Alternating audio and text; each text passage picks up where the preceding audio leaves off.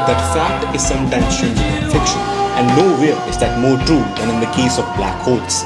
Black holes are stranger than anything dreamed up by science fiction writers, but they are firmly matters of science fact. The phrase black hole is simple enough, but it's hard to imagine one out there in space. Think of a giant drain with water spiraling down into it. Once anything slips over the edge, what is called the event horizon, there is no way back because black holes are so powerful, even light gets sucked in. So we can't actually see them, but scientists know they exist because they rip apart stars that get too close to them and because they can send tremors through space. Robert Oppenheimer, of later atom bomb fame, in a couple of papers in 1939 with George Volkoff and Hartland Snyder, showed that a large enough star could not be supported by outward pressure, and that if you take pressure out of the calculation, a uniform, spherically systematic, symmetric star would contract to a single point of infinite density. Such a point is called the singularity. All our theories of space are formulated on the assumption that space-time is smooth and nearly flat, so they break down at the singularity, where the curvature of space-time is infinite. In fact, the singularity marks the end of time itself. This is what Einstein found so objectionable. At this point of time, almost all of us kind of get the idea what black holes are, but let me assure you, these mysterious objects only get more weird and peculiar. A dramatic advance in our understanding of these mysterious phenomena came with a mathematical discovery in 1970. At that date, there was no precise definition of which points in space-time lay inside a black hole and which lay outside. Stephen Hawking discussed with Roger Penrose the idea of defining a black hole as the set of events from which it was not possible to escape to a large distance, which is now generally the accepted definition. It means that the boundary of the black hole, the event horizon, is formed by light rays that just fail to escape from the black hole, hovering forever just on the edge. It is a bit like running away from the police and just managing to keep one step ahead, but not being able to get clear away. He realized that the path of these light rays could never approach one another. If they did, they must eventually run into one another. It would be like meeting someone else running away from the police in the opposite direction. You both would be caught, or in this case, fall into a black hole. But if these light rays were swallowed up by the black hole, then they could not have been on the boundary of the black hole. So, the paths of the light rays in the event horizon had always to be moving parallel to or away from each other. If the light rays that form the event horizon can never approach one another, the area of the event horizon might stay the same or increase with time, but it could never decrease, because that would mean that at least some of the rays of light in the boundary would have to be approaching each other. In fact, the area would increase whenever matter or radiation fell into the black hole, or if two black holes collided and merged together to form a single black hole. The area of the event horizon of the final black hole would be greater than or equal to the sum of the areas of the event horizons of the original black holes. This non-decreasing property of the event horizon's area placed an important restriction on the possible behavior of black holes. This is very reminiscent to the behavior of physical quantity called entropy, which measures the degree of disorder of a system. A precise statement of this idea is known as the second law of thermodynamics. It states that the entropy of an isolated system always increases, and that when two systems are joined, the entropy of the combined system is greater than the sum of the entropies of the individual systems.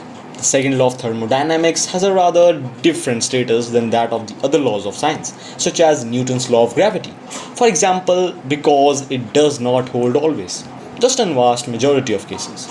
The probability is many millions of millions to one, but it can happen. However, if one has a black hole around, there seems to be a rather easier way of violating the second law. Just throw some matter with a lot of entropy, such as a box of glass, down the black hole. The total entropy of the matter outside the black hole would go down. One could, of course, say that the total entropy, including the entropy inside the black hole, has not gone down. But since there is no way to look inside the black hole, we cannot see how much entropy the matter inside it has. This opens up doors to the information paradox.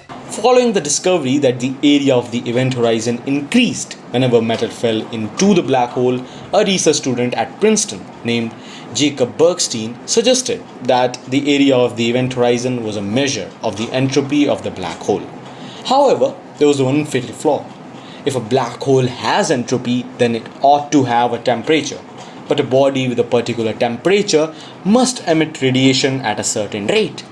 It is a matter of common experience that if one heats up a poker in a fire, it glows red hot and it emits radiation. But bodies at lower temperatures emit radiation too. One just does not normally notice it because the amount is fairly small. The radiation is required in order to prevent violation of the second law. So, black holes ought to emit radiation.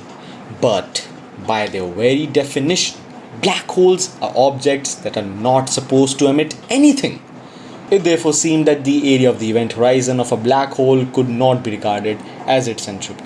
But, in 1973, Soviet experts Yakov Zeldovich and Alexander Sarbonsky convinced that, according to the quantum mechanical uncertainty principle, rotating black holes should create and emit particles. On top of that, when the calculations were done, it was found to our surprise and annoyance that even non-rotating black holes should apparently create and emit particles at a steady rate.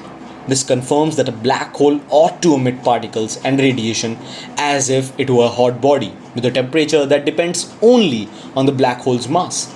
The higher the mass, the lower the temperature. How is it possible that a black hole appears to emit particles when we know nothing can escape from within its event horizon? The answer, quantum theory tells us, is that particles do not come from within the black hole, but from the empty space just outside the black hole's event horizon. What we think of as empty space cannot be completely empty because that would mean that all the fields, such as gravitational and electromagnetic field, would have to be exactly zero. However, the value of a field and its rate of change with time are like the position and velocity of a particle. The uncertainty principle implies that more accurately one knows one of these quantities, the less accurately one knows the other one. So, in empty space, the field cannot be fixed at exactly zero. There must be a certain minimum amount of uncertainty or quantum fluctuations in the value of the field. One can think of these fluctuations as pairs of particles of light or gravity that appear together at the same time, move apart, then come back together again, and annihilate each other. These particles are virtual particles. Unlike real particles, they cannot be observed directly with a particle detector. However, their indirect effects, such as small changes in the energy of electron orbits in the atoms, can be measured and agree with the theoretical predictions to a remarkable degree of accuracy. The uncertainty principle also predicts that there will be a similar virtual pair of matter particles, such as electrons or quarks. In this case, however, one member of the pair will be a particle and the other an antiparticle. Because energy cannot be created out of nothing, one of the partners in a particle-antiparticle pair will have positive energy and the other partner negative energy. The one with the negative energy is condemned to be short-lived virtual particle because real particles always have positive energy in normal situations. It must therefore seek out its partner and annihilate with it. However, a real particle close to a massive body has less energy than if it were far away, because it would take energy to lift it far away against the gravitational attraction of the body. Normally, the energy of the particle is still positive, but the gravitational field inside a black hole is so strong that even a real particle can have negative energy there. It is therefore possible, if a black hole is present, for the virtual particle with negative energy to fall into the black hole and become a real particle or antiparticle. In this case, it no longer has to annihilate with its partner, for forsaken partner may fall into the black hole as well, or having positive energy, it might also escape from the vicinity of the black hole as a real particle or antiparticle. To an observer at a distance, it would appear to have been emitted from the black hole. The smaller the black hole, the shorter the distance the particle with negative energy will have to go before it becomes a real particle, and thus the greater the rate of emission and the apparent temperature of the black hole. The positive energy of the outgoing radiation would be balanced by a flow of negative energy particles into the black hole. By Einstein's equation, E is equal to mc squared, energy is proportional to mass. A flow of negative energy into the black hole therefore reduces its mass. As the black hole loses mass, the area of its event horizon gets smaller, but this decrease in the entropy of the black hole is more than compensated for by the entropy of the emitted radiation. So the second law is never violated. Moreover, the lower the mass of the black hole, the higher its temperature. So, as the black hole loses mass, its temperature and rate of emission increases. So, it loses mass more quickly. What happens when the mass of the black hole eventually becomes extremely small is not quite clear, but the most reasonable guess is that it would disappear completely in a tremendous final burst of emission equivalent to the explosion of millions of hydrogen bombs. A black hole with a mass of few times that of the sun would have a temperature of only 1/10 millionth of a degree above absolute zero. This is much less than the temperature of the microwave radiation that fills the universe, about 2.7 degree above absolute zero. So such black holes would emit even less than they absorb. If the universe is destined to go on expanding forever, the temperature of the microwave radiation will eventually decrease to less than that of such a black hole, which will then begin to lose mass. But even then, its temperature would be so low that it would take about a million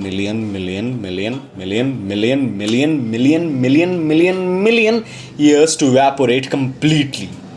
This is much longer than the age of the universe, which is only about 10 or 20,000 million years.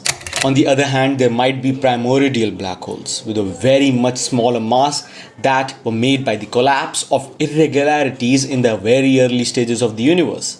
Such black holes would have a much higher temperature and would be emitting radiation at a much greater rate. A primordial black hole with an initial mass of 1,000 million tons would have a lifetime roughly equal to the age of the universe. Primordial black holes with initial mass less than this figure would already have been evaporated. But those with slightly greater masses would still be emitting radiation in the form of X-rays and gamma rays. Such holes hardly deserve the epithet black. They are really white hot and are emitting energy at a rate of about 10,000 megawatts. One such black hole could run 10 large power stations, if only we could harness its power. This would be rather difficult, however. The black hole would have the mass of a mountain compressed into less than a millionth of an inch, the size of the nucleus of an atom. But what are our chances of observing them? We could look for the gamma rays that the primordial black holes emit during most of their lifetime. Although the radiation from most would be very weak because they are very far away. The total from all of them might be detectable. We do observe such a background gamma rays. This figure shows how the observed intensity differs at different frequencies. However, this background could have been and probably was generated by processes other than primordial black holes. The dotted line in the figure shows how the intensity should vary with frequency of gamma rays given off by primordial black holes, if there were on an average 300 per cubic light year.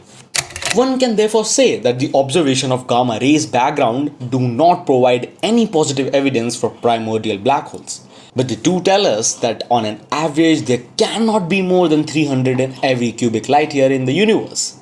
This limit means that the primordial black holes could make up at most 1 millionth of the matter in the universe. With primordial black holes being so scarce, it might seem unlikely that there would be one near enough for us to observe as an individual source of gamma rays. But since gravity would draw primordial black holes towards any matter, they should be much more common in and around galaxies. So, although the gamma ray background tells us that there cannot be more than 300 primordial black holes per cubic light year on average, it tells us that how common they are and how they might be in our own galaxy. In order to observe a primordial black hole, one would have to detect several gamma ray quanta coming from the same direction within a reasonable space of time. Otherwise, they might simply be part of the background. But Planck's quantum principle tells us that each gamma ray quantum has a very high energy because gamma rays have a very high frequency. So it would not take many quanta to radiate even 10,000 megawatts.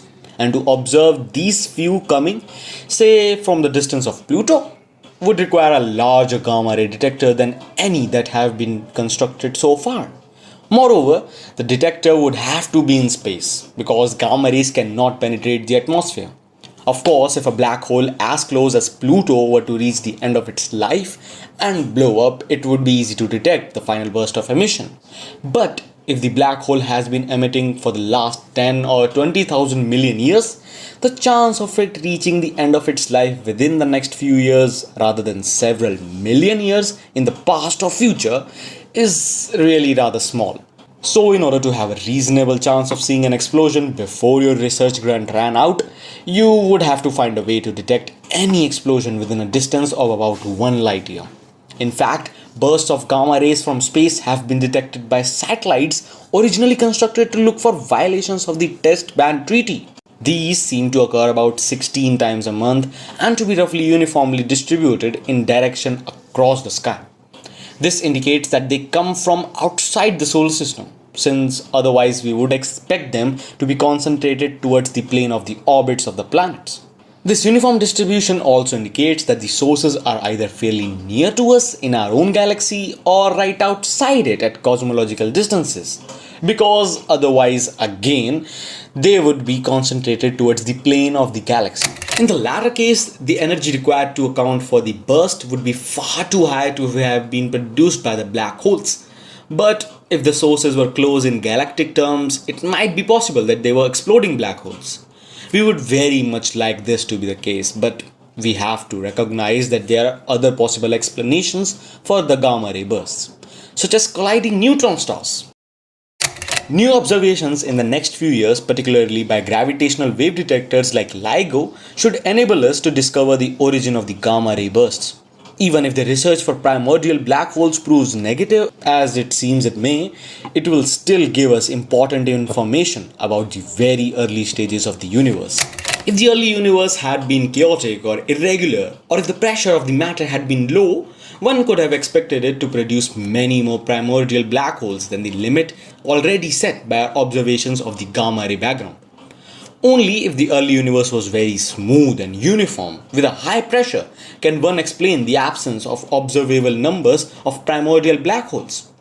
The idea of radiation from black holes was the first example of a prediction that depended in an essential way on both the greatest discoveries of this century, general relativity and quantum mechanics.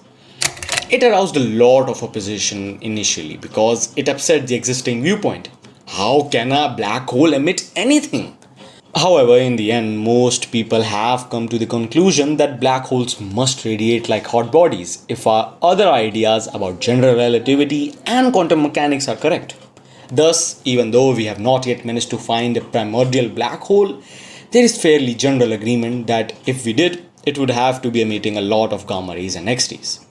The existence of radiation from black holes seems to imply that gravitational collapse is not as final and irreversible as we once thought.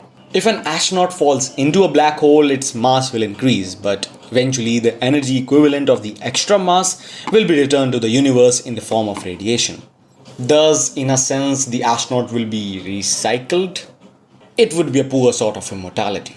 However, because any personal concept of time for the astronaut would almost certainly come to an end as he was torn apart inside the black hole. Even the types of particles that were eventually emitted by the black hole would be in general different from those that made up the astronaut. The only feature of the astronaut that would survive would be his mass or energy. The approximations used to derive the emission from black holes should work well when the black hole has a mass greater than the fraction of a gram. However, they will break down at the end of the black hole's life when its mass gets very small. The most likely outcome seems to be that the black hole will just disappear, at least from our region of the universe, taking with it the astronaut and any singularity there might be inside it, if indeed there is one.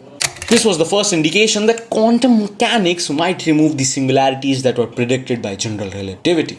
However, the methods the scientists were using in 1974 were not able to answer questions such as whether singularities would occur in quantum gravity.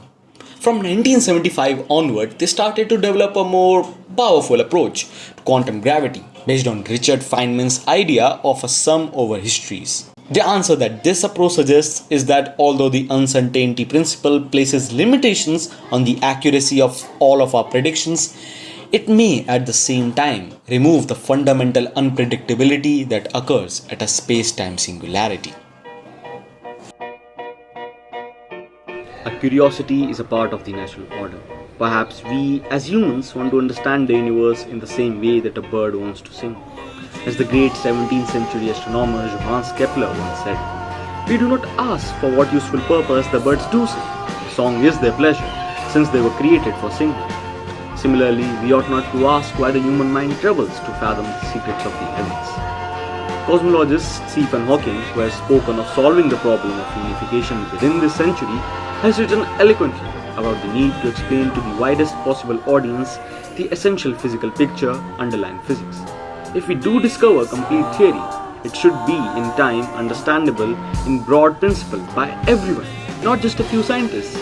Then we shall all, philosophers, scientists, and just ordinary people, be able to take part in the discussion of the question of why it is that we and the universe exist. If we find the answer to that, it would be the ultimate triumph of human reason, for then we would know the mind of God. On a cosmic scale, we are still awakening to a larger world around us. Yet the power of even our limited intellect is such that we can abstract the deepest secrets of nature. Does this give meaning or purpose to life? Some people seek meaning in life through personal dreams, through personal relationships, or through personal experiences. However, it seems to me that being blessed with the intellect to divine the ultimate secrets of nature gives meaning enough to life.